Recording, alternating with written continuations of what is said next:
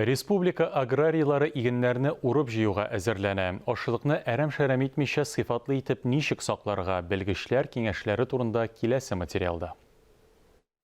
Аграрийлар урып җыюга әзерләнә. Ашлыкны түкми-чәчми җыеп алу, бөртеген әрәм итмичә саклау мөһим. Татарстандагы зур агрофирма шуны күздәтеп эшли. Ашлык үстерә, икмәк, күмәч пешерә. Бөртек чистарту, киптерү техникасы шималны сыйфатлы итеп саклау мөмкинлеген бирә.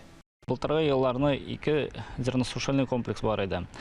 Былтыр без яңа мощностьларга чыгар өчен яңа зерносушильный комплекс Вестта алдык. Алла берсә, аның белән быел уборочный сезонга керергә уйлыйбыз. Әйбәт результат алырбыз, өмет итәбез. Мел инвест җайланмасы куллану өчен уңайлы, югары файдалы коэффициентка ия. Ашлык киптергечләр тулысынча автоматлаштырылган.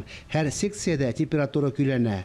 Бөртекләрне тигез җылыту сыйфатны, ашлыкның файдалы үзәкләрен саклап калырга мөмкинлек бирә. Чтобы хлеб на прилавках наших магазинов. Кибет кишәләрендәге икмәк тәмле, файдалы булсын өчен, ашлыкны кабул итү генә түгел, аны чистарту, кондициясын саклап калу мөһим.